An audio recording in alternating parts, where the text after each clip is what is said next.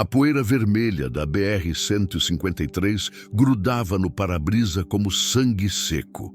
Maio trazia aquele calor de cortar a respiração no sul do Tocantins, e eu já rodava há 14 horas seguidas levando adubo para Goiânia. O rádio chiava notícias que eu nem escutava direito. Minha cabeça estava longe, como sempre, presa naquele dia de março, 3 anos atrás, quando enterrei a Cláudia. Viúvo aos 46. A estrada virou minha casa, minha fuga, minha penitência. O cheiro de diesel misturado com terra seca entrava pela janela aberta. Eu tinha o hábito de rodar com o vidro baixado, mesmo com o calor infernal. Cláudia sempre reclamava disso. Maurício, você vai ficar surdo com esse vento todo no ouvido. Eu sorria e deixava do jeito que estava. Agora não tinha mais ninguém para reclamar. Às vezes eu conversava com ela, em voz alta mesmo, sozinho na cabine. Falava sobre a carga, sobre o preço do óleo, sobre como estava a casa que ela tanto cuidou e que agora só juntava poeira. Os outros caminhoneiros iam achar que eu tinha pirado. Talvez tivessem razão. Eram quase 2 da tarde quando vi o posto abandonado. Conhecia aquele lugar. Restaurante e posto São Judas. Tinha sido ponto de parada durante anos, até o dono morrer e a família deixar tudo cair aos pedaços. As bombas enferrujadas pareciam esqueletos de metal. O que restava do restaurante era só parede descascada, telhado furado deixando o sol entrar em feixes grossos de luz. Mato crescia nas rachaduras do concreto. Eu devia ter passado direto. Tinha cronograma para cumprir, quilômetros pela frente. Mas os urubus me fizeram diminuir a velocidade. Tinha uns 5 ou 6 bichos pretos no que sobrou do estacionamento. Aquele tipo de urubu grande, de cabeça vermelha e asas que parecem pedaços de noite rasgada. Eles estavam agitados, pulando de um lado para o outro, disputando alguma coisa no chão. Pensei que fosse uma carniça, cachorro atropelado, talvez, ou algum bicho do mato. Tirei o pé do acelerador. O caminhão foi perdendo velocidade, roncando baixo. Foi aí que eu vi o movimento, um movimento humano. No meio daqueles urubus tinha gente. Meu pé encontrou o freio antes mesmo do meu cérebro processar direito o que estava vendo. O caminhão parou com um rangido de suspensão cansada, levantando uma nuvem de poeira que cobriu tudo por uns segundos. Meu coração batia forte demais para ser só surpresa. Quando a poeira baixou, eu vi ela, uma mulher, grávida, sentada no chão de cimento rachado, de costas para a estrada, cercada por urubus que bicavam restos de alguma coisa num prato de isopor sujo. Ela também comia. Levantava a mão devagar, pegava algo daquele prato, levava à boca. Mastigava sem pressa, sem nada, sem expressão. Os urubus não tinham medo dela. Ela não tinha medo deles. Fiquei ali, mãos no volante, tentando entender, tentando acreditar que aquilo era real. O sol batia tão forte que distorcia o ar, fazia tudo tremer. Pensei que podia ser miragem. Delírio de quem rodou tempo demais sem dormir direito. Mas não era. Ela era real. A barriga enorme era real. Os urubus eram reais. Desliguei o motor. O silêncio foi imediato e pesado. Só o som das cigarras rasgando o ar quente e o bater de asas dos urubus quando mudavam de posição. A mulher continuava comendo. Não olhou para o caminhão. Não olhou para nada. Abri a porta devagar, como quem tem medo de assustar um bicho ferido. Meus pés encontraram o asfalto quente e mesmo através da bota eu senti o calor subindo. Dei 3 passos na direção dela. Os urubus me viram primeiro. Abriram as asas, assustados, saltaram uns 2 metros para trás. Um deles grasnou, aquele som feio de garganta suja. Mas não voaram. Ficaram ali perto, esperando. Ela não reagiu. Continuou comendo. Moça! Minha voz saiu rouca, engasgada. Moça, a senhora tá bem? Nada. Dei mais 2 passos. Podia ver melhor agora. Ela era jovem, 20 e poucos anos, talvez. Cabelo escuro preso num rabo de cavalo frouxo, cheio de poeira. Roupa velha, uma blusa de algodão azul desbotada e uma calça de moletom cinza que já devia ter sido preta. Pés descalços, sujos, machucados. A barriga era grande demais, 7 meses, talvez 8. Não sou médico, mas já vi grávida o bastante para saber quando o corpo está perto do limite. E o que ela comia? Meu Deus, o que ela comia? Era resto de marmitex, arroz empapado, misturado com terra e o que parecia ser pedaços de carne estragada. O prato de isopor estava rachado, tinha formigas andando nele. Devia ter sido jogado ali, no lixo daquele posto morto, sabe Deus há quantos dias. Os urubus tinham encontrado primeiro. Ela tinha encontrado depois.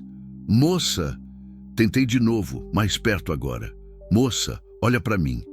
Ela parou de mastigar. Devagar, muito devagar, levantou a cabeça. E quando nossos olhos se encontraram, eu senti algo quebrar dentro do meu peito. Não eram olhos de quem pede ajuda, eram olhos de quem já desistiu de pedir. Olhos fundos, escuros, sem brilho. Olhos que tinham visto coisas demais, sofrido demais, perdido demais. Ela me olhou como quem olha para a parede, sem reconhecer, sem esperar nada. Quando foi a última vez que a senhora comeu? Perguntei, e minha voz saiu mais firme agora. Comida de verdade, digo. Ela piscou devagar. Os lábios rachados se mexeram, mas não saiu som. Tentou de novo. Não lembro. A voz dela era fina, fraca, quebrada. Olhei ao redor. Nada além de estrada, mato seco, céu azul pesado. O posto abandonado como uma ferida aberta no meio de lugar nenhum. Nem bicho passava, nem carro. Só eu, ela e os urubus. A senhora veio de onde? Perguntei, mas já sabia que a resposta não importava. Tá sozinha aqui? Ela voltou a olhar para o prato. Pegou mais um punhado daquela coisa nojenta e levou à boca. Foi nesse momento que tudo dentro de mim gritou. Não era pena. Era uma dor física, uma raiva, uma coisa antiga e profunda que eu nem sabia que ainda existia. Cláudia sempre dizia que eu tinha coração mole demais para a estrada. Você leva tudo pro peito, Maurício. Um dia você vai se machucar. Eu ria. Dizia que estava tudo bem, mas ela tinha razão. Sempre teve. Ajoelhei na frente dela bem devagar. Os urubus grasnaram de novo, nervosos. A mulher me olhou de lado, desconfiada pela primeira vez. Escuta aqui, falei, tentando encontrar palavras que fizessem sentido. Eu não sei o que aconteceu com a senhora, não sei de onde veio, nem para onde vai, mas isso aqui, apontei para o prato, isso aqui não é comida para ninguém, muito menos para alguém que está esperando o bebê. Ela fechou os olhos. Uma lágrima escorreu pelo rosto sujo, fazendo um risco limpo na poeira grudada na pele. Não tenho para onde ir, sussurrou. E foi essa frase, essas 5 palavras, não tenho para onde ir, que mudou tudo. Levantei, estendi a mão para ela. Agora tem. Continue 0-2, 8 Architected Narrative Continuation with Emotional Depth and Character Bonding. Capítulo 2. O peso do silêncio. Ela olhou para minha mão como se fosse uma armadilha. Os dedos dela tremiam, segurando aquele prato imundo. Vi quando ela apertou mais forte o isopor, como se eu fosse arrancar dele a única coisa que lhe restava. Não vou fazer nada de ruim, falei devagar. Só quero te dar comida de verdade, água limpa, a senhora precisa.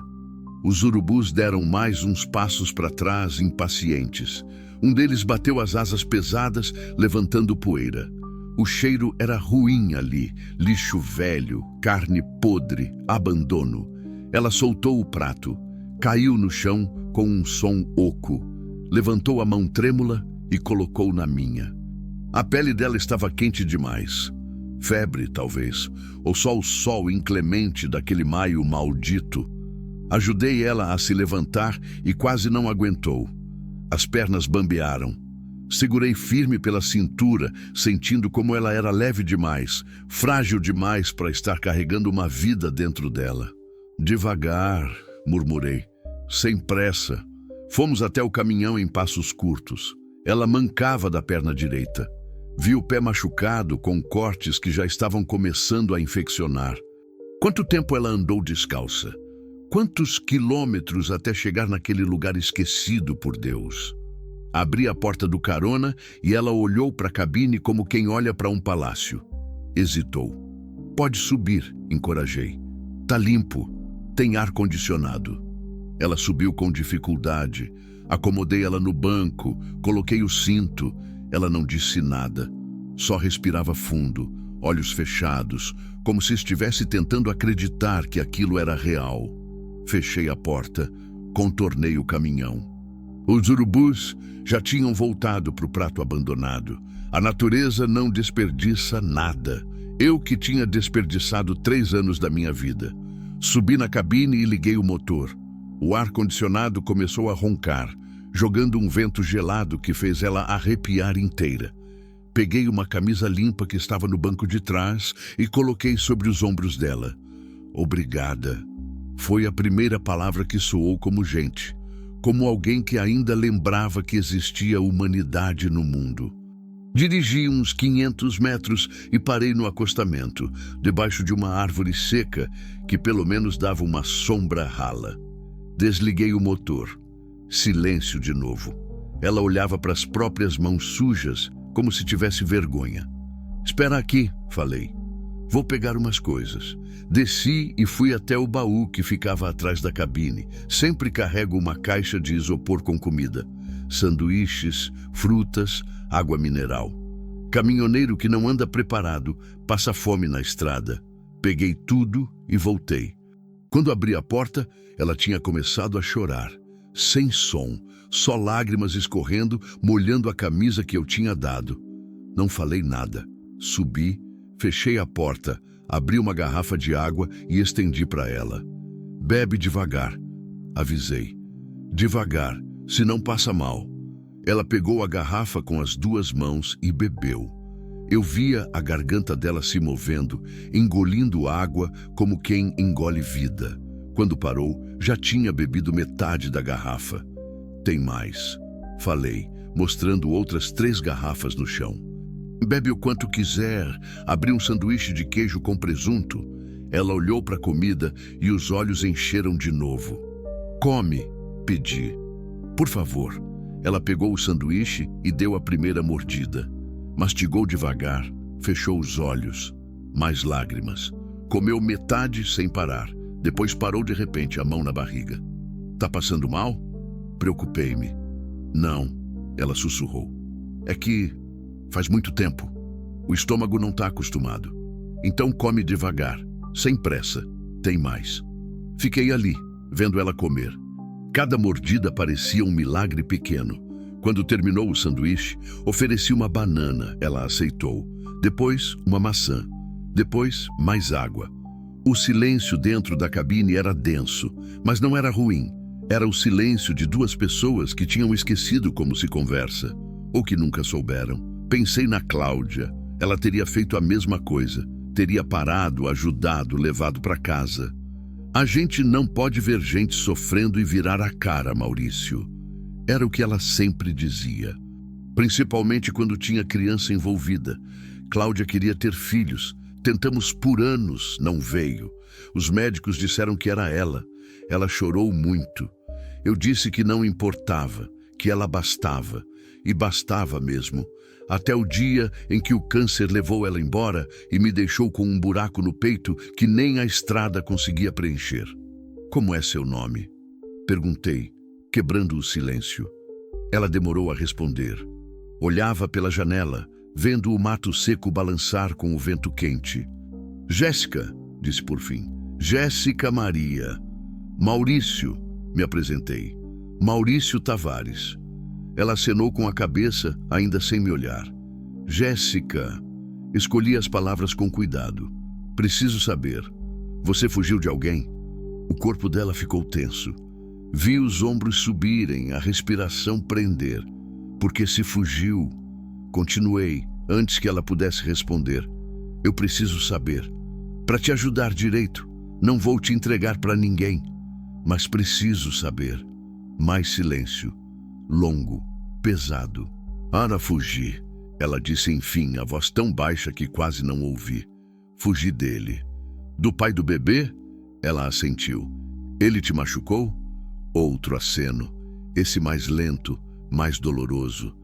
Senti a raiva subir pela espinha. Aquela raiva velha de homem que vê coisa errada e quer consertar. Mas respirei fundo. Raiva não ia ajudar agora. Ele tá te procurando? Não sei, ela sussurrou. Acho que sim. Ele disse que ia me encontrar, que ia me matar se eu saísse de perto dele. Há quanto tempo você tá na rua? 4 dias, ou 5. Perdi a conta. 4 dias, grávida sozinha, sem comida, sem água, caminhando por essa estrada do inferno.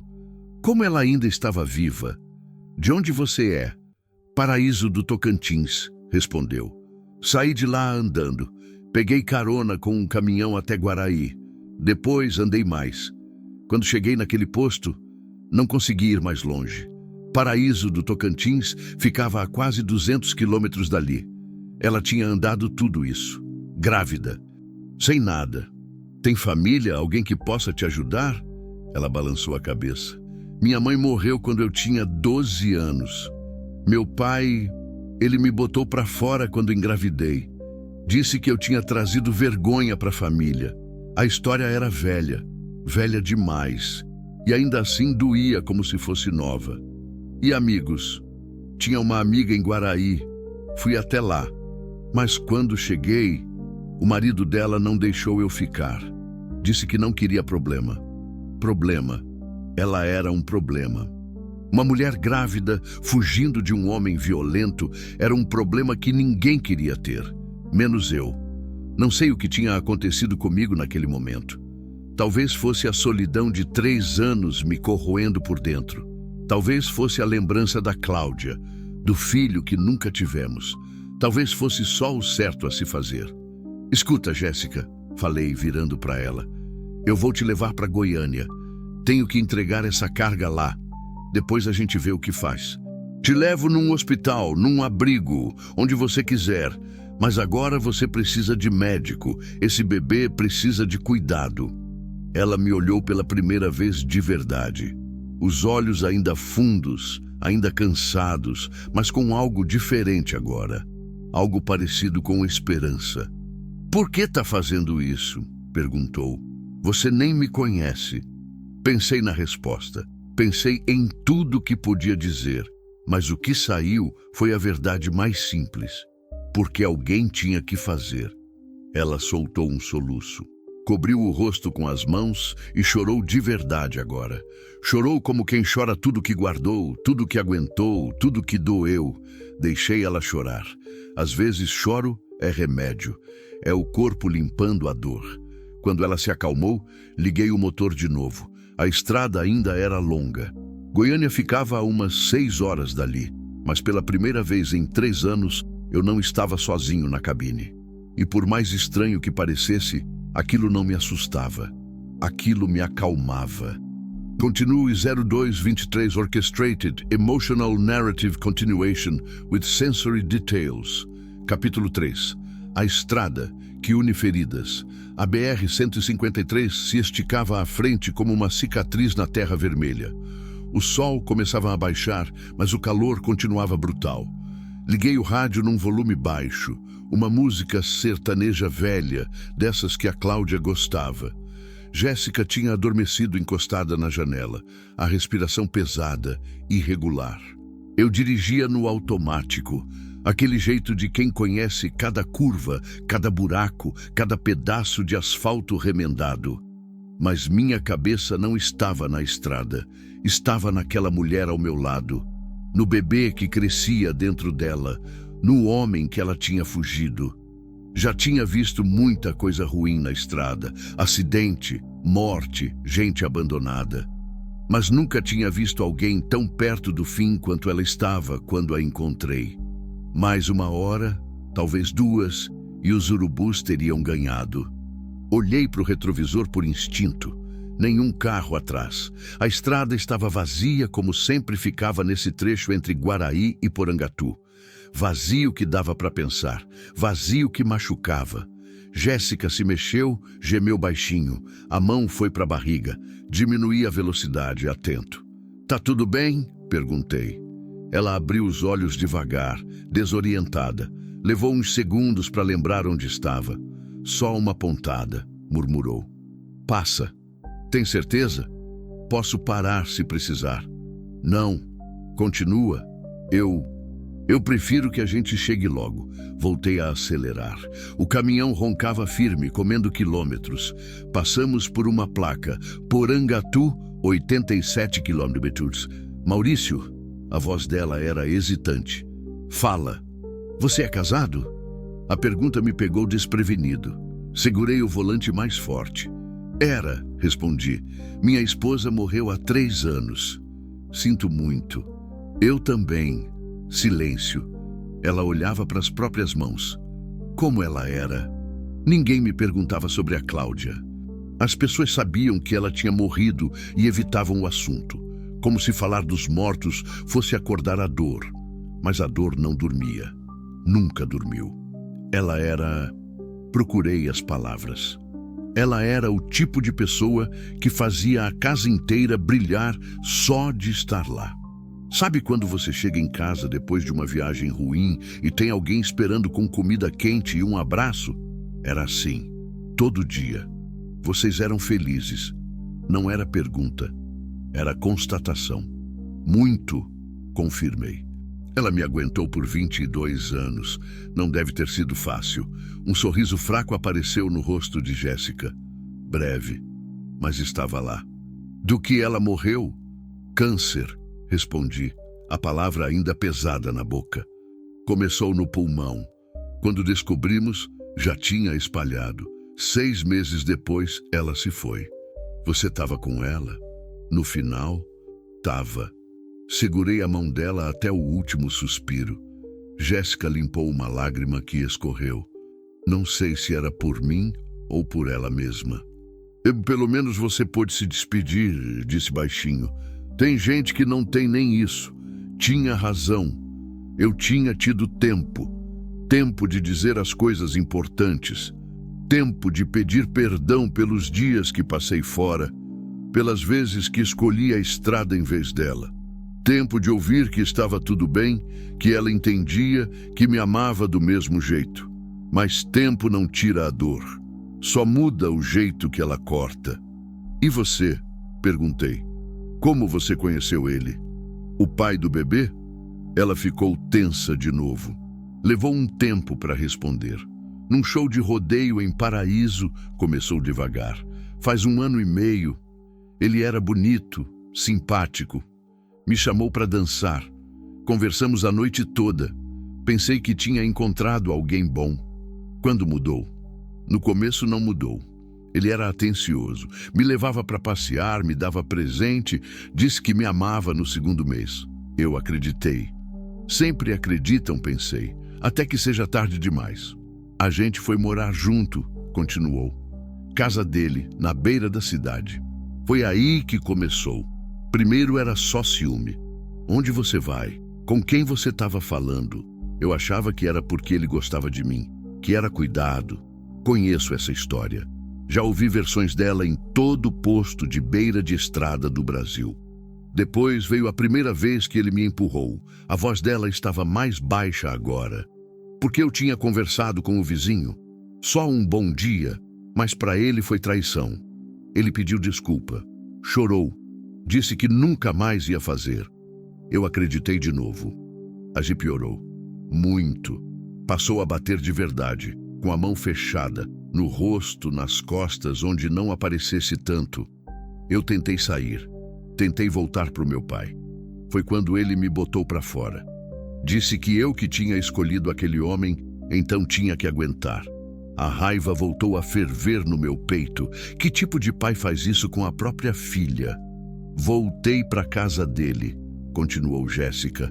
Não tinha para onde ir e foi nessa volta que eu engravidei. Ele ficou feliz? Ela soltou uma risada amarga, sem humor nenhum. Ficou. Disse que agora eu nunca ia embora, que o filho ia me prender ali para sempre. E piorou ainda mais. Começou a me trancar em casa. Escondia meu documento.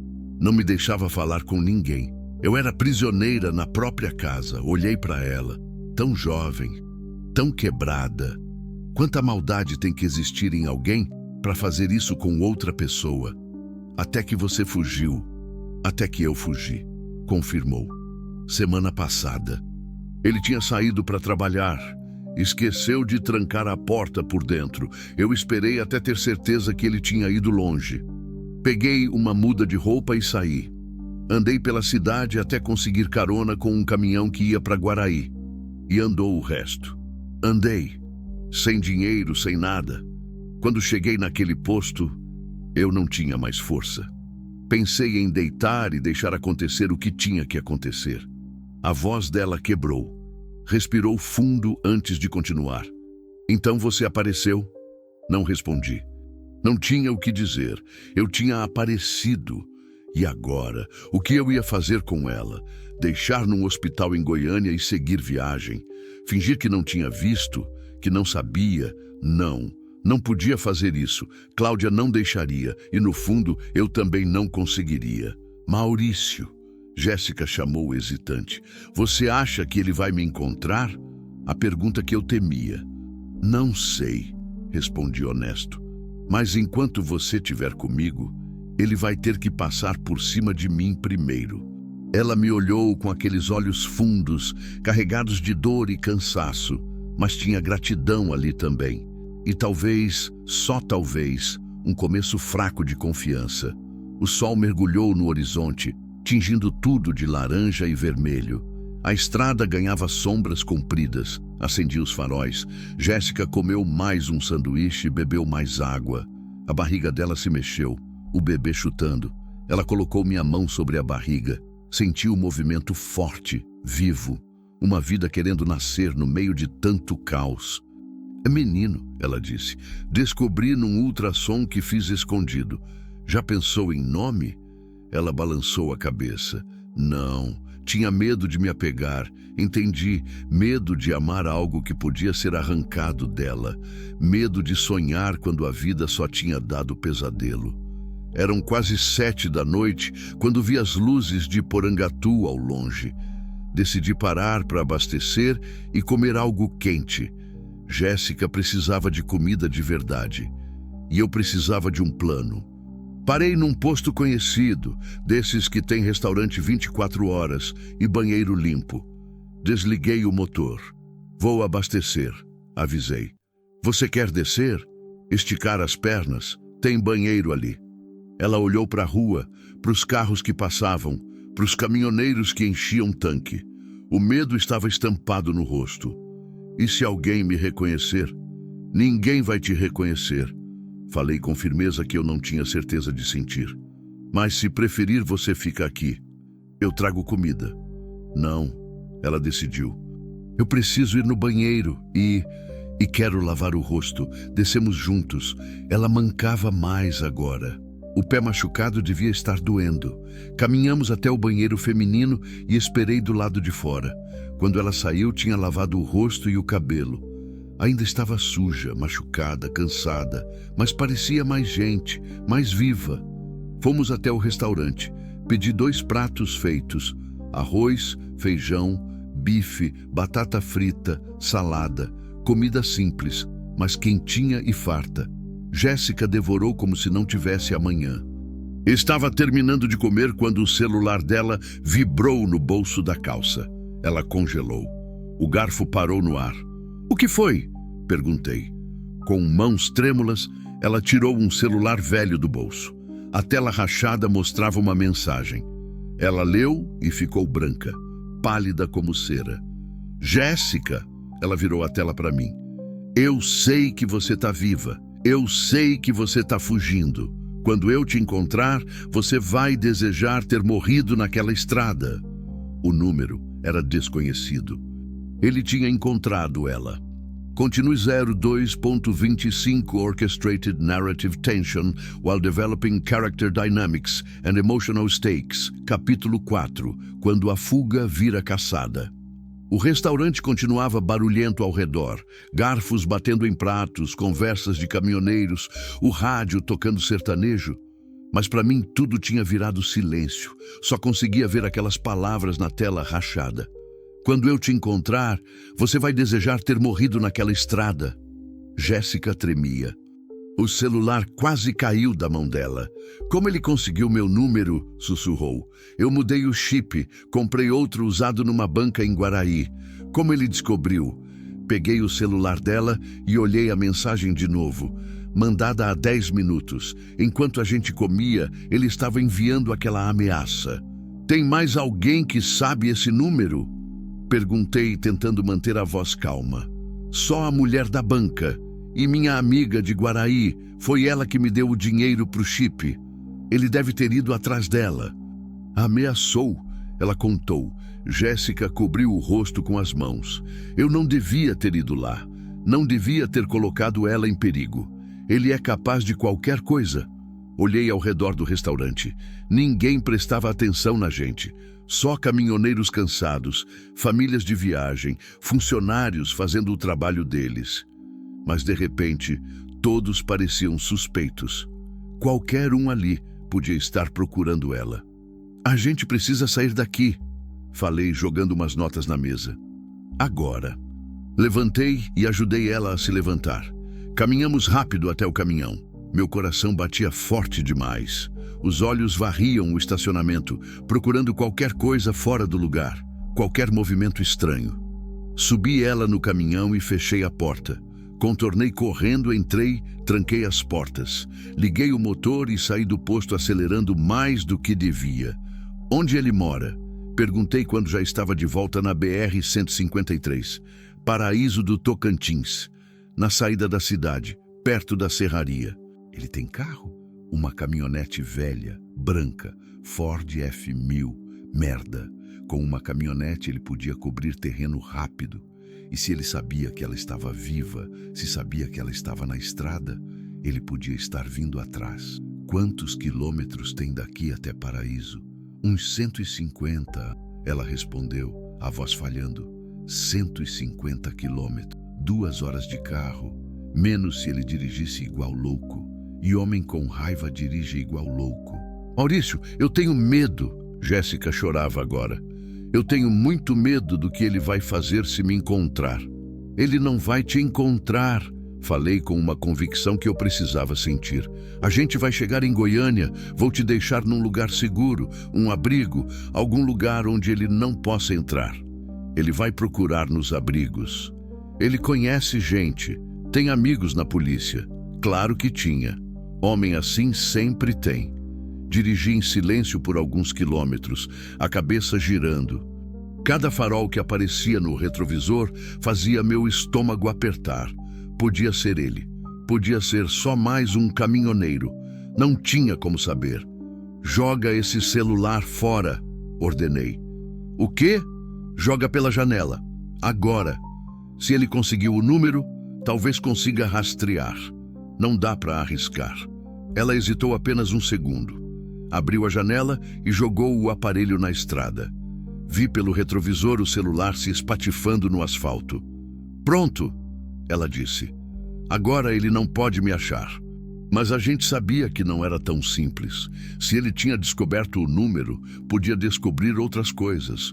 Podia ter perguntado nas estradas, nos postos. Viram uma mulher grávida sozinha? Alguém podia ter visto. Alguém sempre vê. A noite tinha fechado completamente agora. A estrada era uma fita escura cortando o nada.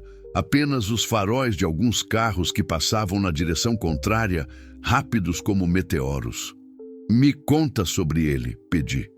Quero saber com quem a gente está lidando. Jéssica enxugou as lágrimas. O nome dele é Reginaldo. Reginaldo Soares, tem 38 anos, trabalha numa madeireira, forte, alto, todo mundo tem medo dele. Por quê?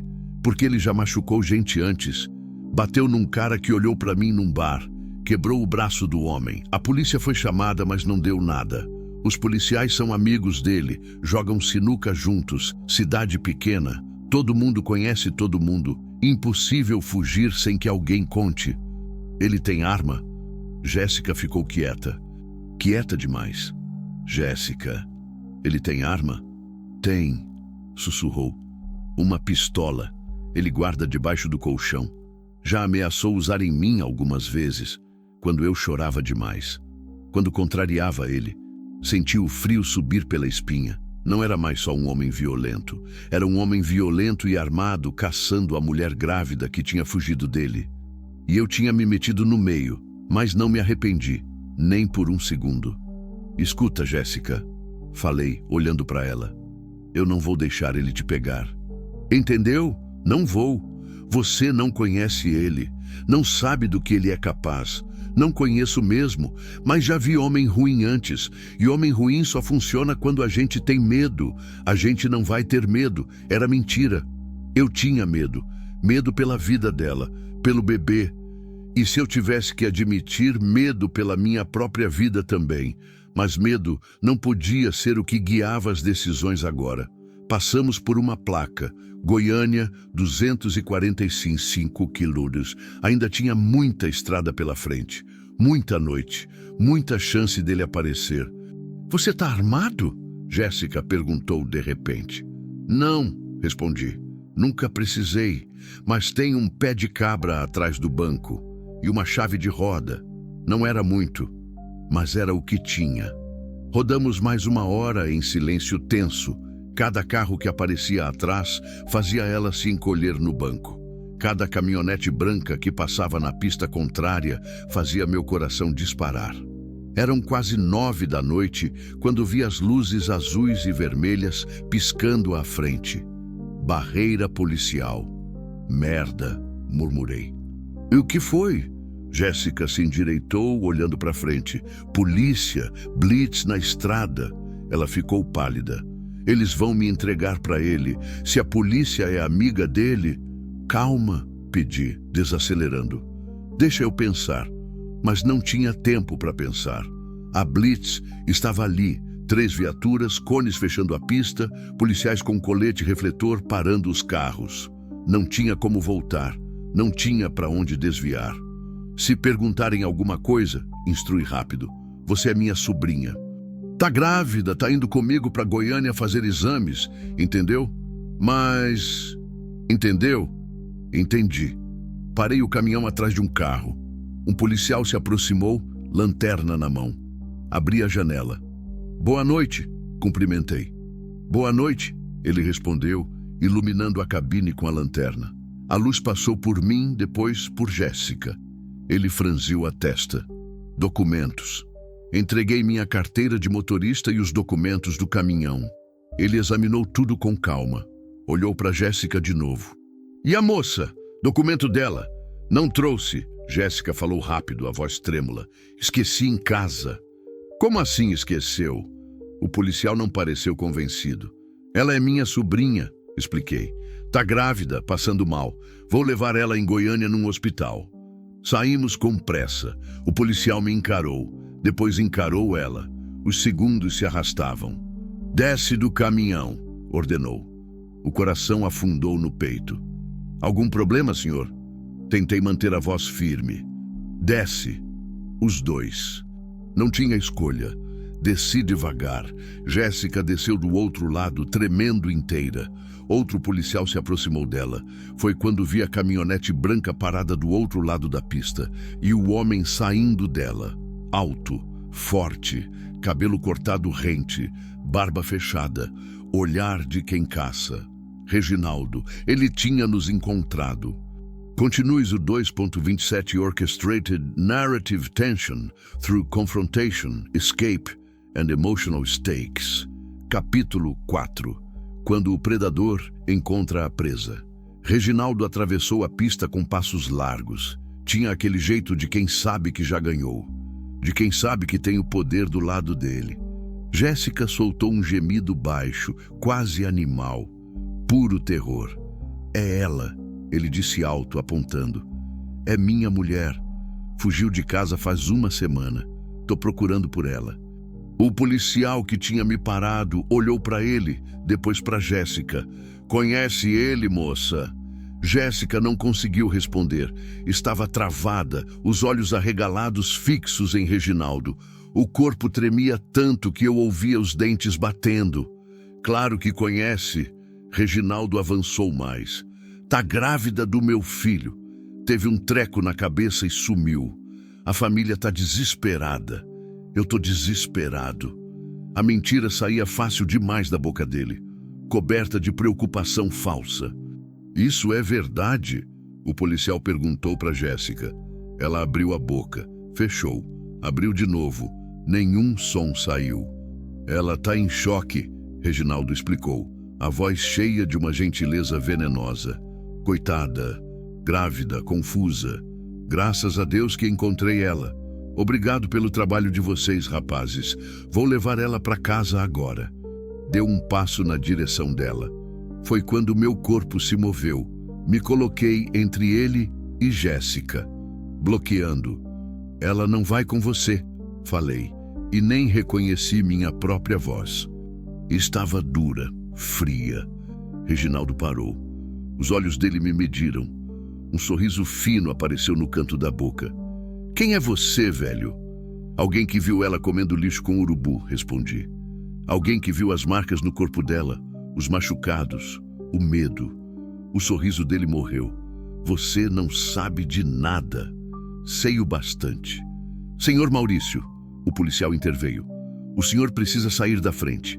Se ela é mulher dele, ela não é propriedade de ninguém. Cortei, ainda encarando Reginaldo. E se os senhores têm um pingo de decência, vão ver que essa mulher está apavorada. Olha para ela. Olha direito. O policial olhou. Jéssica tinha se encolhido contra o caminhão, os braços protegendo a barriga, lágrimas descendo em silêncio. Todo o corpo dela gritava uma palavra: medo. Ela tá grávida, nervosa, Reginaldo argumentou. Hormônio. As mulheres ficam assim. As mulheres ficam assim quando apanham, rebati. O rosto dele ficou vermelho. As mãos fecharam em punho. Você tá me chamando de quê, seu velho filho da puta? Do que você é. Ele avançou. Rápido. Mais rápido do que eu esperava para um homem daquele tamanho. O soco veio direto pro meu rosto. Desviei por pouco. Senti o vento do golpe passando. Reagi por instinto. Empurrei ele com força. Ele cambaleou, mas não caiu. Chega! O policial gritou. Os dois parados. Mas Reginaldo não parou. Veio de novo, dessa vez me agarrando pela camisa. Me puxou para perto, o hálito quente no meu rosto. Ela é minha, rosnou, e o filho é meu. Você não tem nada a ver com isso. Solte ele.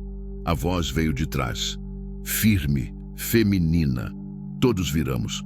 Uma policial tinha saído de uma das viaturas. Jovem, cabelo preso num coque apertado, expressão séria.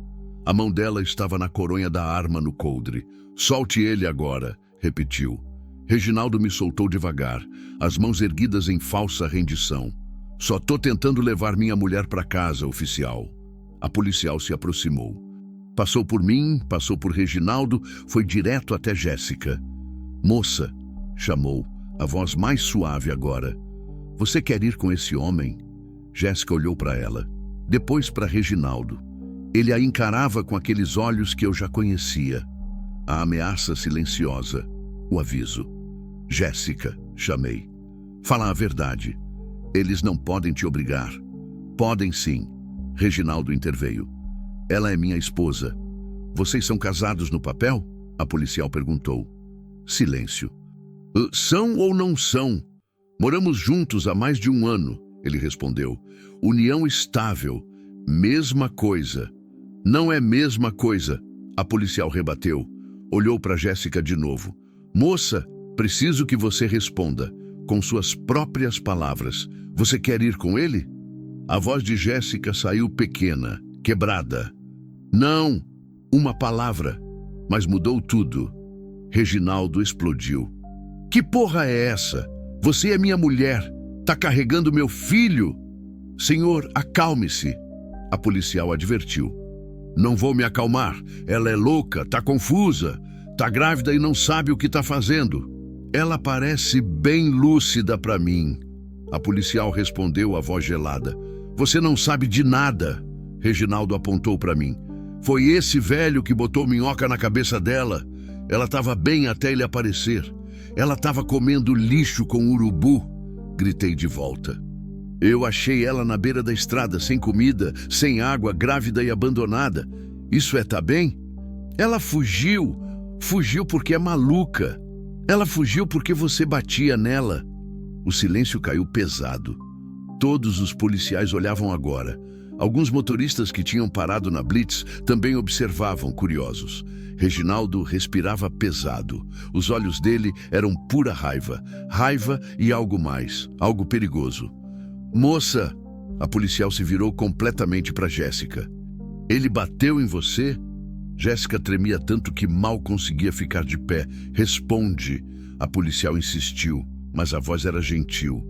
Você tá segura agora. Ninguém vai te machucar. Ele...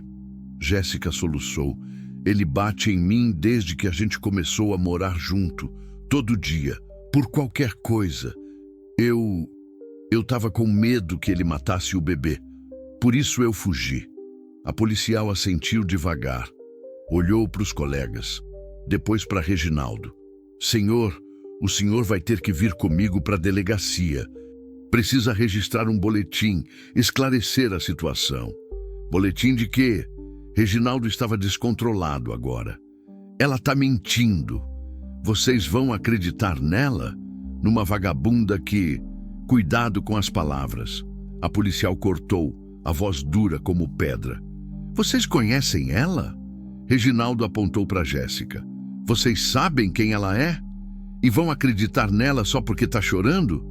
Vou acreditar nela, porque já vi corpo de mulher grávida no IML, com as mesmas marcas que ela deve ter. A policial respondeu. E por que o senhor não negou bater nela? Só disse que ela é louca, o que não é negação. Reginaldo percebeu que tinha perdido. Viu o exato momento em que a máscara caiu. A preocupação falsa, a voz mansa. Tudo sumiu. O que sobrou foi só ódio. Tá bom, ele disse, a voz baixa e mortal. Tá bom, mas isso não acaba aqui. Não acaba. Olhou para Jéssica com uma intensidade que fez minha pele arrepiar. Você vai voltar. Sempre volta. E quando voltar, você vai pagar por tudo isso. Senhor, se continuar ameaçando, vai ser preso agora. A policial avisou. Reginaldo deu um passo para trás, depois outro.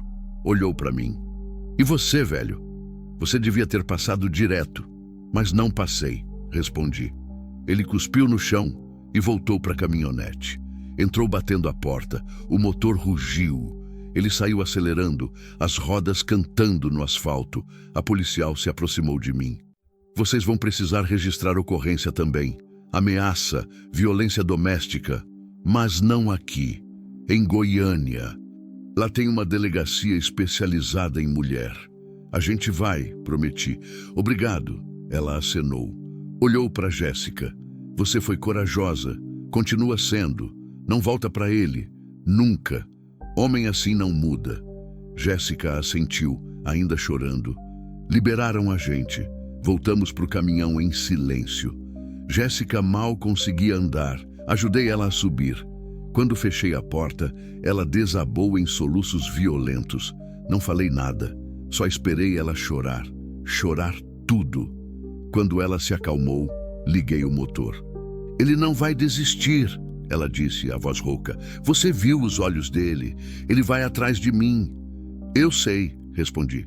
Mas agora a gente sabe que ele sabe onde a gente tá. Então a gente muda o plano. Como? Olhei para a estrada à frente. Pensei rápido. A gente não vai mais para Goiânia. Vou te levar para outro lugar. Longe. Onde ele não possa te achar. Onde? Respirei fundo. Para minha casa. No interior de Minas. Ninguém sabe desse lugar. Você fica lá até o bebê nascer. Até a gente resolver isso direito. Maurício, você não pode fazer isso. Não pode colocar sua vida em risco por mim. Já coloquei. Falei simples. E não me arrependo. Voltei para a estrada. Mas agora não seguia mais rumo a Goiânia. Seguia rumo a um caminho que eu não tinha planejado, um caminho perigoso, incerto, mas era o caminho certo. E pela primeira vez em 3 anos, dirigir não era fugir, era ir ao encontro de algo que eu tinha esquecido que ainda existia dentro de mim. Esperança. Continue 2.322. Thus orchestrated narrative continuation with tension, character development and emotional depth. Capítulo 5. A travessia das sombras. Mudei de rota em Porangatu. Em vez de seguir pela BR-153 direto para Goiânia, peguei a saída para Niquelândia, estradas menores, menos movimentadas, mais difíceis de rastrear. Jéssica tinha parado de chorar, mas o corpo dela ainda tremia de vez em quando, espasmos de medo que vinham e iam como ondas. Ela olhava pelo retrovisor a cada minuto, procurando faróis de caminhonete branca. "Quanto tempo até sua casa?" perguntou com a voz cansada. "Umas 10 horas, respondi. "Talvez mais. Vou pegar estradas secundárias. Vai demorar, mas é mais seguro." Ela assentiu e encostou a cabeça na janela. A lua tinha saído, minguante e fraca, mal iluminando a estrada de asfalto esburacado. Passamos por vilas escuras, casebres com luz de lamparina, cachorros vira-latas que corriam atrás do caminhão latindo. Minha casa ficava em Pirapora, interior de Minas Gerais, uma cidade pequena às margens do Rio São Francisco. A casa era a herança da minha mãe. Ela tinha morrido 2 anos antes da Cláudia. Depois que enterrei minha esposa, tranquei tudo e não voltei mais. Não aguentava ficar lá. Cada cômodo gritava a ausência dela. A estrada virou a única casa que eu conhecia. Eram quase meia-noite quando Jéssica gemeu baixinho. A mão foi para a barriga. "Tá tudo bem?" perguntei alerta. "São só as contrações de treinamento", ela murmurou. "O médico disse que é normal no final da gravidez." "Tem certeza? Posso parar?" "Não. Continua. Eu só preciso deitar um pouco." Ajudei ela a reclinar o banco.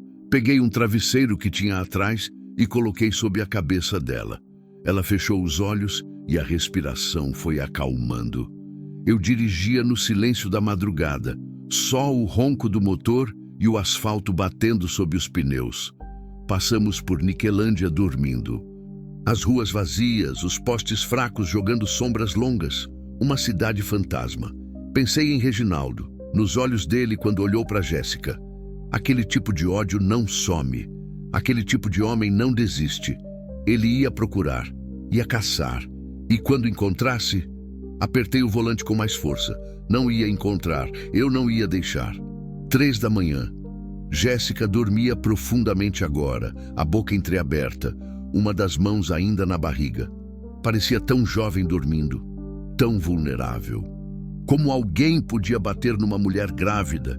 Como alguém podia machucar quem carrega a vida? Lembrei da Cláudia grávida. Aquela gravidez que nunca vinha, as tentativas, as decepções, os testes negativos, as lágrimas dela no banheiro, mês após mês, a forma como ela fingia que estava tudo bem quando eu chegava das viagens. A gente tinha parado de tentar depois de 6 anos. Os médicos disseram que seria quase impossível. Ela chorou muito. Eu também, quando ela não estava olhando. "A gente se tem, Maurício", ela disse uma noite, deitada no meu peito. "Isso já é mais do que muita gente tem." E era mesmo. Até que o câncer veio e levou até isso. Uma lágrima escorreu pelo meu rosto. Limpei rápido com as costas da mão. Não era hora para isso. Tinha alguém precisando de mim agora. Alguém vivo. Alguém que eu ainda podia ajudar. 5 da manhã. O céu começava a clarear no horizonte. Uma linha fina de luz cinza rasgando a escuridão. Entrei na BR-040, rumo a Belo Horizonte. De lá, pegaria a BR-496 até Pirapora. Parei num posto para abastecer. Desci devagar para não acordar Jéssica.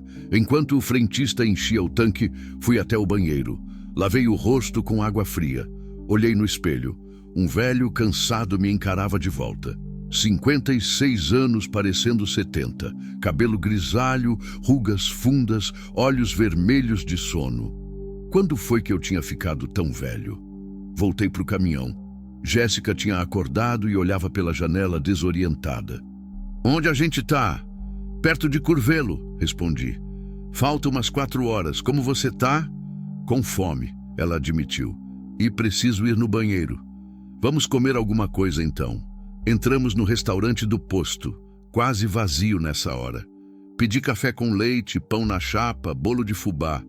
Jéssica comeu devagar, saboreando cada pedaço como se fosse a última refeição. Sua casa é grande? Ela perguntou entre uma mordida e outra. Média, 3 quartos, sala, cozinha. Tem um quintal com pé de manga e um de jabuticaba. Minha mãe adorava aquele quintal. E você mora sozinho lá?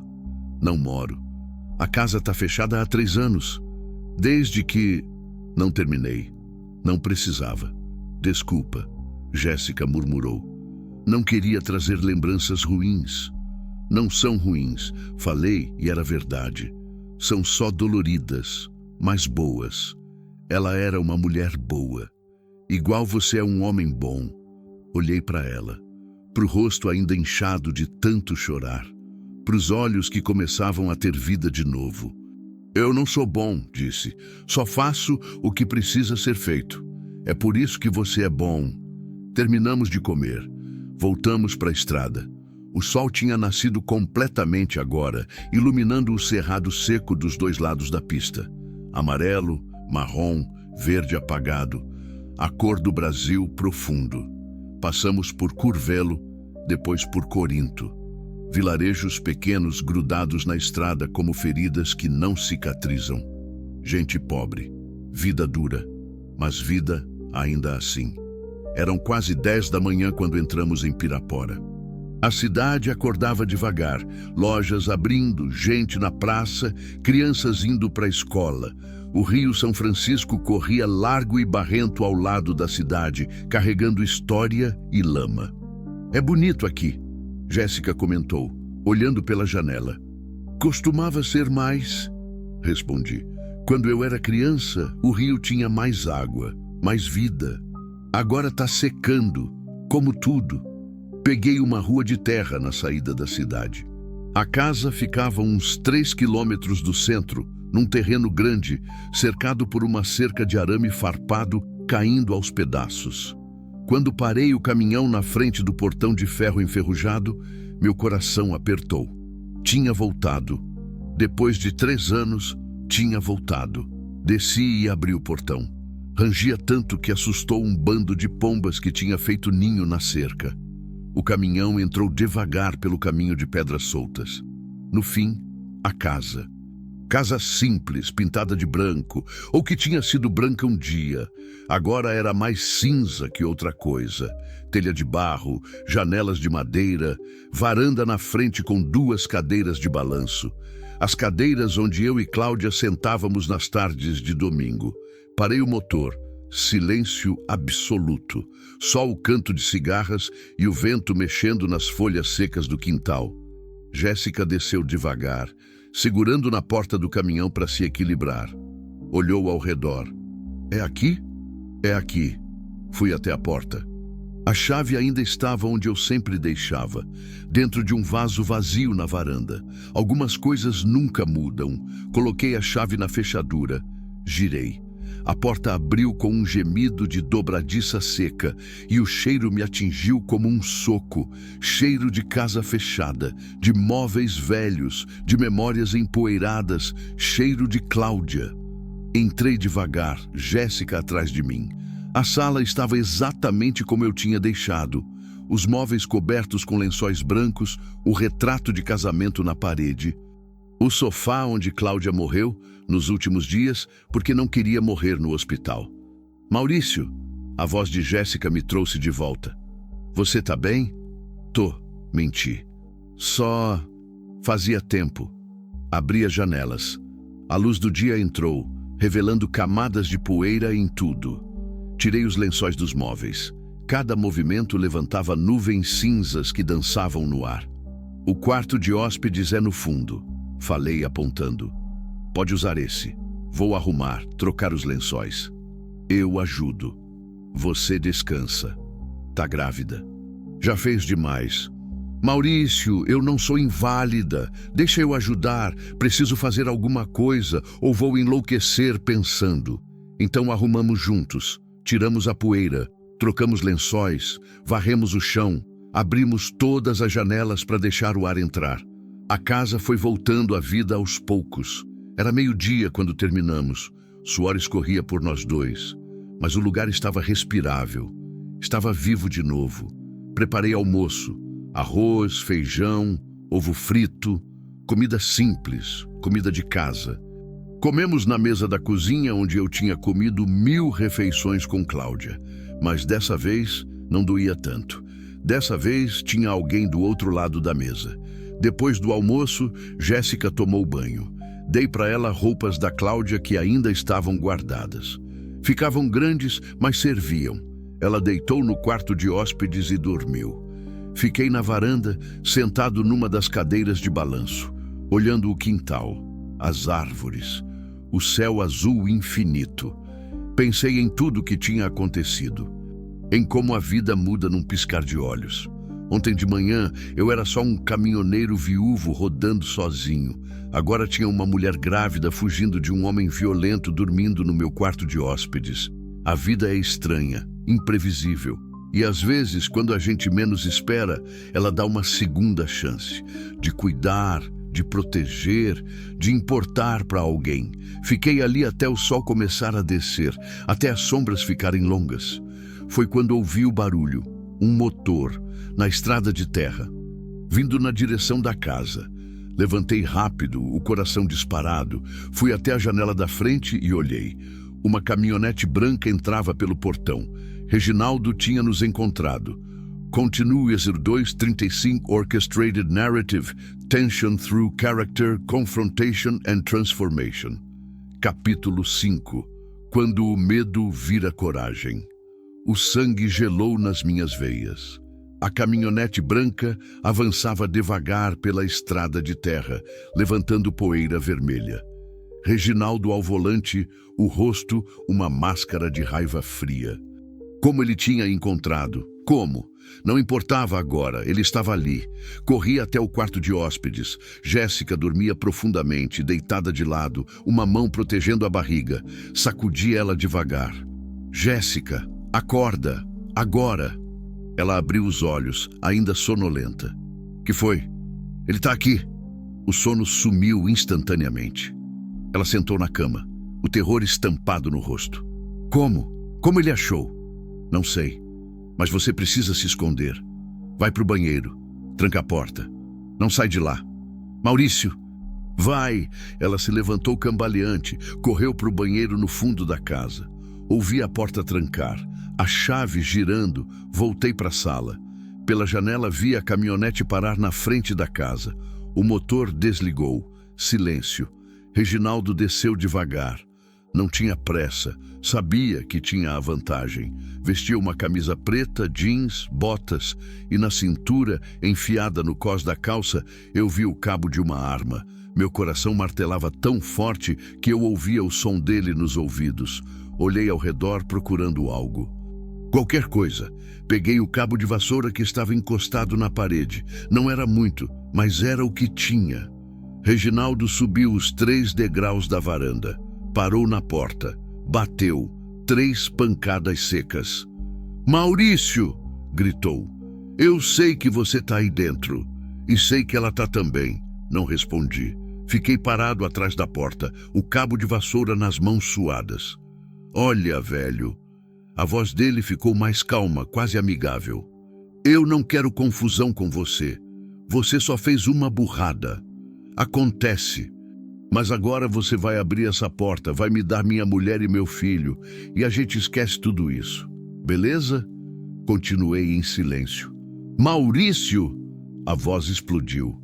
Para de palhaçada e abre essa merda de porta. Um chute violento. A porta tremeu na dobradiça. Outro chute. A madeira velha começou a rachar. Não ia aguentar muito. Dei 2 passos para trás. Segurei o cabo com mais força. No terceiro chute, a porta se escancarou. Reginaldo entrou como um touro ferido. Os olhos varreram a sala e me encontraram. Então é assim, ele disse vendo o cabo na minha mão. Quer brincar de herói? Vai embora, falei, a voz mais firme do que eu esperava. Ela não quer você. Acabou. Ele riu, uma risada sem humor. Acabou? Avançou um passo. Acabou quando eu digo que acabou. Você não manda mais nada nela. Ah, não? Ele puxou a arma da cintura. Uma pistola preta, pequena mas mortal. Apontou para mim. Ah, e agora? Ainda acha que não mando? Vi minha morte naquele cano escuro. Mas algo estranho aconteceu. Não tive medo. Ou melhor, tive. Mas não foi o medo que tomou conta. Foi raiva. Raiva de 3 anos engolida. Raiva da vida que tinha me tirado tudo. Raiva de homens que acham que podem possuir gente. Raiva de ter ficado parado tanto tempo enquanto o mundo girava. Você vai ter que me matar então, falei, porque eu não vou deixar você encostar um dedo nela. Reginaldo piscou, surpreso. Não esperava isso. Você tá maluco, velho? Tô com uma arma apontada para sua cara. E daí? Dei um passo para frente. Você acha que eu tenho medo de morrer? Eu enterrei a mulher da minha vida.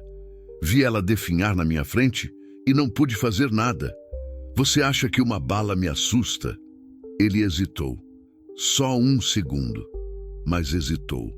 Maurício, não seja idiota. Você que não seja. Cortei. Atira em mim e você vira assassino. Vai preso. Passa o resto da vida numa cela. Vale a pena por orgulho ferido? Não é orgulho, ele gritou. É minha família, meu filho. Você não tem família, gritei de volta. Você tem vítimas e esse bebê não é seu, é dela, ela que carrega, ela que sofre. Você só bateu e humilhou. A arma tremeu na mão dele. Vi a dúvida, a raiva, a confusão se misturando. Foi quando ouvimos a sirene, distante ainda, mas vindo na nossa direção. Reginaldo ouviu também. Os olhos arregalaram. Você chamou a polícia? Não, respondi genuinamente surpreso. A sirene ficava mais alta, mais próxima. Filho da puta! Reginaldo guardou a arma rápido. Olhou ao redor como animal encurralado. Isso não acaba aqui. Não acaba. Correu para fora. Pulou na caminhonete. O motor rugiu. Ele saiu em disparada, as rodas cantando na terra, levantando uma nuvem de poeira. Segundos depois, uma viatura da polícia entrou pelo portão. E atrás dela, uma caminhonete velha. Do carro da polícia desceu a policial jovem da Blitz, a mesma de ontem. Da caminhonete desceu um velho conhecido. Seu Zé, meu vizinho. Tinha uns 70 anos, morava na casa ao lado. Cuidava da minha propriedade quando eu estava fora. Maurício, seu Zé veio apressado. Tá tudo bem? A moça ligou. A moça? Foi quando Jéssica saiu do banheiro. Trêmula, pálida, mas viva. Ela segurava um celular velho na mão. Achei o telefone num armário. Ela explicou, a voz fraca. Tinha linha ainda. Liguei para a polícia e para o número que estava colado na geladeira, do seu Zé. Seu Zé tinha colado o número dele na minha geladeira anos atrás. Para qualquer emergência, Maurício. Emergência tinha chegado. A policial se aproximou de mim. O senhor tá bem? Ele estava armado? Tava, confirmei. Pistola. Mas foi embora quando ouviu a sirene. Que direção? Saiu pela estrada. Deve ter voltado para Tocantins. Ela falou no rádio, passando as informações, descrevendo a caminhonete, a placa. Mas como você sabia onde a gente estava? Perguntei. Não sabia, ela respondeu. Recebi um chamado de ameaça em andamento nesse endereço. Eu estava fazendo ronda na cidade. Vim o mais rápido que pude. Olhei para Jéssica. Ela tinha feito a coisa certa. Mesmo apavorada, trancada num banheiro, tinha agido. Ele vai voltar? Jéssica perguntou, abraçando o próprio corpo. Não, se eu puder evitar. A policial respondeu. Vou registrar a ocorrência. Ameaça com arma de fogo, invasão de domicílio, violência doméstica. Com sorte, a gente consegue um mandado de prisão. E se não conseguir?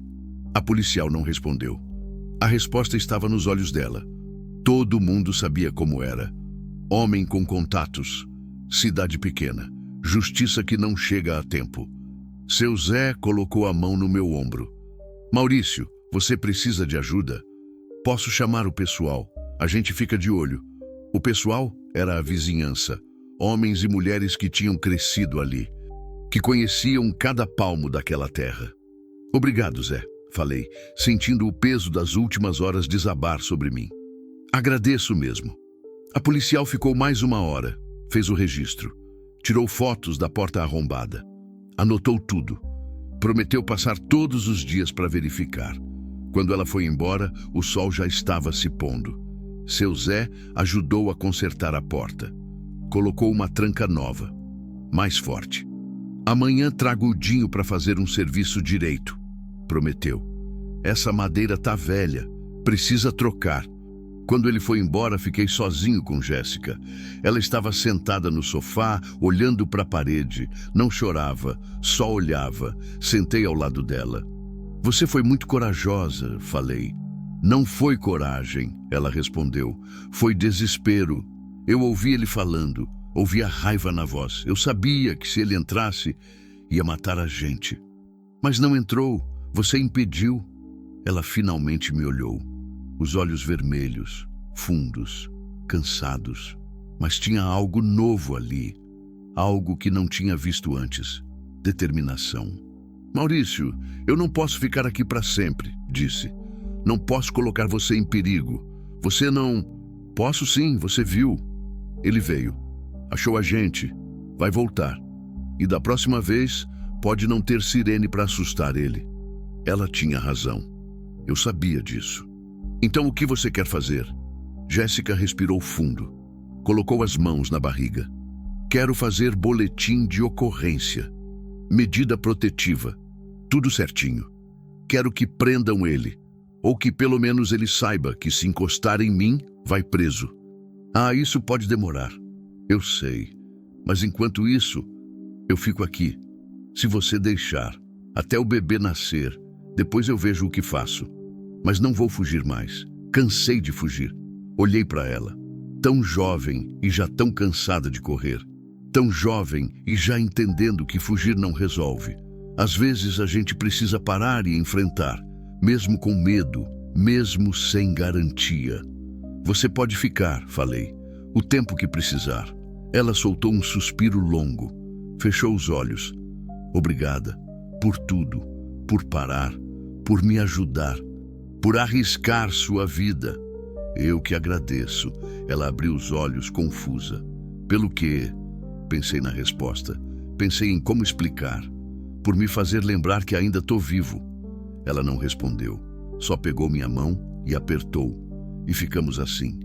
2 náufragos numa casa velha. 2 sobreviventes de tempestades diferentes, segurando um no outro. Enquanto lá fora, a noite caía sobre Pirapora. E em algum lugar, um homem violento dirigia de volta para casa. Mas por hoje, a gente tinha vencido. Por hoje, tinha sido o bastante. Continue 02 37 Architected Final Chapter with Emotional Transformation and Redemptive Closure. Capítulo 6, o Renascimento. Os dias se transformaram em semanas. As semanas viraram um mês. Junho chegou trazendo o frio seco do Cerrado Mineiro. As manhãs amanheciam com neblina baixa sobre o Rio São Francisco e eu acordava cedo, como sempre. O corpo ainda preso no relógio da estrada. Mas agora tinha motivo para acordar. Jéssica estava no 7º mês quando chegamos. Agora faltava menos de um mês para o bebê nascer. A barriga tinha crescido tanto que ela mal conseguia se levantar da cadeira sozinha. Eu ajudava. Preparava café, fazia almoço, lavava roupa. Coisas que eu não fazia desde que Cláudia morreu. Coisas que faziam a casa voltar a respirar. Fizemos o boletim de ocorrência na delegacia de Pirapora. A policial jovem, descobri que o nome dela era Carla, Tinha mandado tudo para o juiz, medida protetiva concedida. Reginaldo estava proibido de chegar perto de Jéssica. Se chegasse, seria preso, mas a gente sabia que papel não para bala. Seu Zé e os vizinhos ficavam de olho. À noite, revezavam ronda, homens bons da roça, que ainda acreditavam em proteger os fracos. Eu dormia com o cabo de vassoura do lado da cama e tinha comprado um facão novo que ficava na cozinha. Não era muito, mas era o que tinha. Reginaldo não apareceu mais. Carla disse que ele tinha dado queixa na polícia de Paraíso do Tocantins. Disse que eu tinha sequestrado a mulher dele, que estava mantendo ela refém. Rimos da acusação. Amarga, mas rimos. A polícia de Tocantins mandou um ofício pedindo para verificar. Carla veio, conversou com Jéssica, viu que ela estava ali por vontade própria. Mandou resposta sem fundamento, mas Reginaldo estava lá, esperando, sempre esperando. Numa manhã de junho, Jéssica estava sentada na varanda, vendo o sol nascer, quando perguntou: Maurício, você sente falta da estrada? Pensei na resposta. Sentia? Sentia sim. Sentia o ronco do motor, o asfalto correndo, a liberdade de não ter destino certo. Mas sentia menos do que imaginei que sentiria. Às vezes, respondi sentando na cadeira ao lado dela. Mas não como antes. Antes você fugia. É. E agora? Agora eu tô parado. E tá tudo bem. Ela sorriu. Aquele sorriso pequeno que tinha ficado mais frequente nas últimas semanas. Sorrir era um exercício que ela estava reaprendendo. Você já pensou em nome? Perguntei. Ela acariciou a barriga. Pensei em alguns. Miguel, Lucas, Gabriel. Todos nomes de anjo. Ela olhou para o céu. Acho que depois de tudo, ele precisa de proteção celestial. Ele tem você. E isso já é mais que suficiente. Os olhos dela encheram de lágrimas. Ela chorava fácil agora. Não de tristeza, de alívio, de gratidão, de emoções que finalmente podiam sair sem medo de apanhar por chorar. Naquela tarde, enquanto ela descansava, sentei no quarto que tinha sido meu e da Cláudia. Tinha evitado entrar ali, mas era a hora. Abri a porta devagar. Tudo estava como deixei, a cama ainda com os lençóis que ela usou nos últimos dias. O roupão dela pendurado atrás da porta. O perfume dela na penteadeira. Sentei na cama. Peguei o travesseiro dela e cheirei. O cheiro tinha ido embora fazia tempo, mas eu ainda lembrava. Cláudia, falei em voz alta. Eu sei que você não está aqui. Sei que você se foi, mas preciso falar mesmo assim. O silêncio do quarto era absoluto. Tem uma moça aqui em casa. Jéssica, ela está grávida. Fugiu de um homem ruim. Eu ajudei ela. Trouxe ela para nossa casa. Pausa. Respiração funda. Eu sei o que você ia dizer, que foi a coisa certa, que a gente nunca vira as costas para quem precisa. Eu ouvi você na minha cabeça todas as vezes que pensei em desistir. Outra pausa. As lágrimas começaram a cair. E eu queria te pedir desculpa por ter fechado essa casa, por ter fugido, por não ter vivido esses 3 anos. Você não ia querer isso. Você ia querer que eu continuasse, que eu achasse um jeito de ser feliz de novo. A voz quebrou. Eu não sei se vou ser feliz de novo, mas pela primeira vez eu quero tentar, e acho que é por causa dela, por causa desse bebê que vem vindo. Eu não vou ser pai, nunca vou ser, mas posso ser alguma coisa, alguém que ajuda, que protege. Levantei. Fui até a penteadeira e peguei a aliança dela que tinha guardado numa caixinha. Coloquei na palma da mão. Você sempre vai ser a mulher da minha vida, Cláudia. Sempre. Mas eu preciso guardar você aqui. Toquei o peito. Em vez de carregar igual ferida aberta, preciso deixar você descansar. Beijei a aliança. Guardei na gaveta. Saí do quarto. E pela primeira vez em 3 anos, não doeu tanto. Uma semana depois, Jéssica começou a ter contrações. Era de madrugada. Ouvi ela gemendo no quarto. Levantei rápido, fui até lá.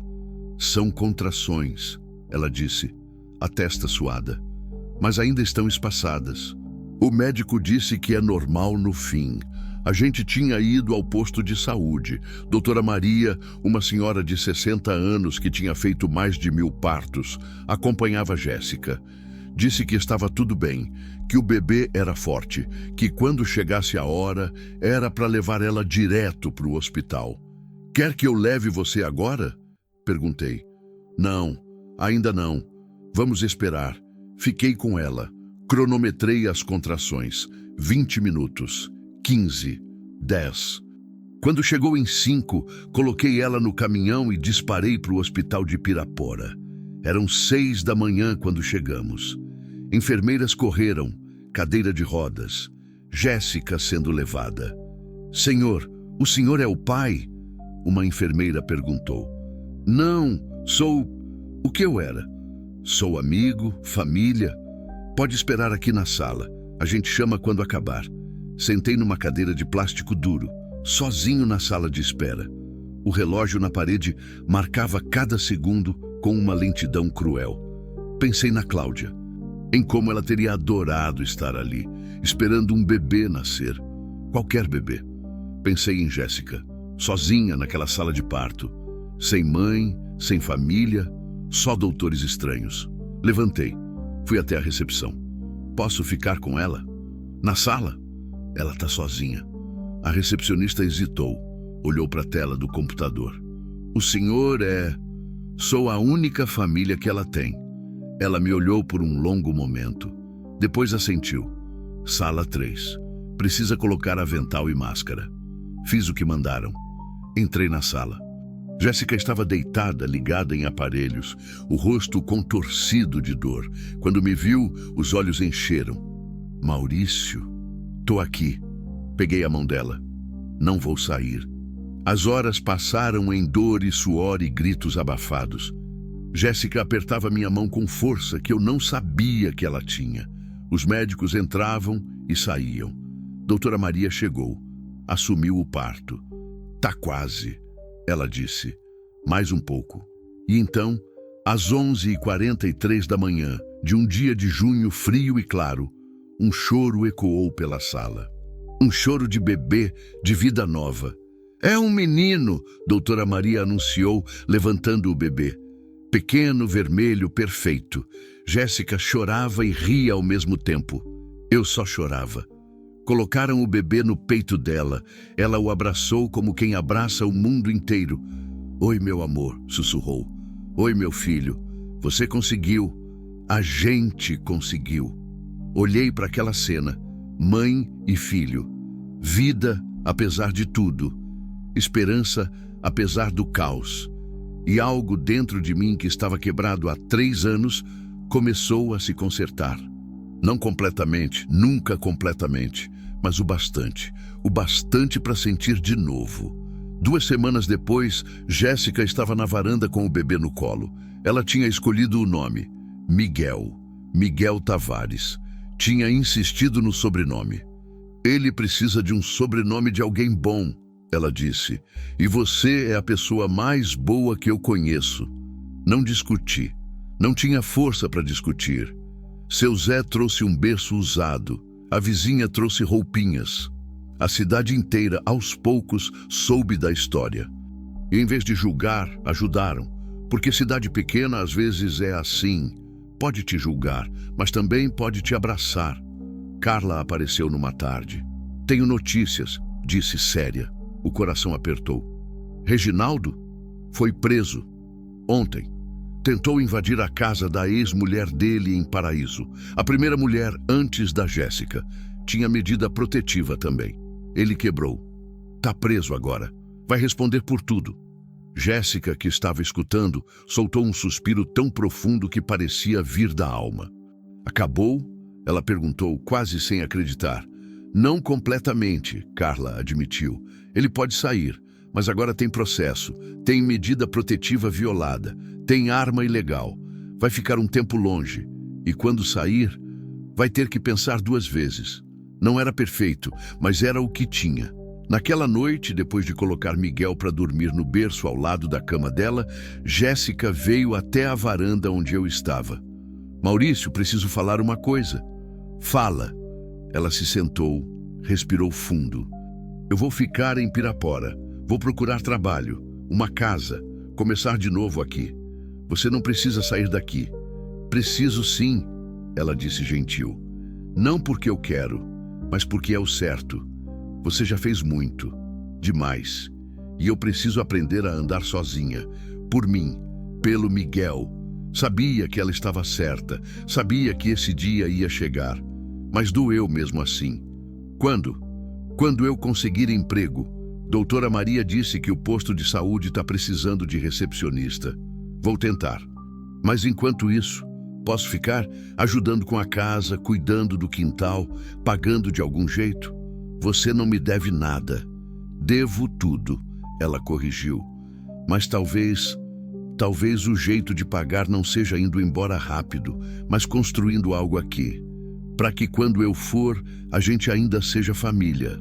Família. Não era a palavra que eu esperava ouvir de novo. A gente já é, falei. Ela sorriu. Pegou minha mão. Obrigada. Por parar naquela estrada. Por não ter passado direto. Obrigada por ter me lembrado que ainda vale a pena parar. Ficamos ali, vendo a noite cair sobre Pirapora, o rio correndo ao longe, as estrelas acendendo uma por uma, e de dentro da casa, o choro baixo de Miguel. Jéssica levantou. Vou ver ele. Vai. Ela entrou. Ouvi ela cantando baixinho, uma canção de ninar que a mãe dela cantava. Fiquei na varanda, sozinho, mas não solitário. Olhei para o céu e pensei na Cláudia. Pensei em como a vida tinha me tirado dela, mas tinha me dado isso, essa chance, essa possibilidade de cuidar de novo, de importar de novo, de amar de novo. Não do mesmo jeito, nunca do mesmo jeito, mas de um jeito novo, diferente, válido. A estrada tinha me levado para longe por 3 anos, mas também tinha me trazido de volta, para casa, para a vida, para mim mesmo. E enquanto eu sentava ali, vendo a lua subir sobre o São Francisco, senti algo que não sentia há muito tempo. Paz. Não a paz de quem esqueceu a dor, mas a paz de quem aprendeu a viver com ela. E apesar dela. E além dela. A estrada continuava lá fora, sempre ia continuar, mas por agora, por hoje, por essa noite, eu estava exatamente onde precisava estar, em casa, com pessoas que importavam, vivo, finalmente vivo de novo.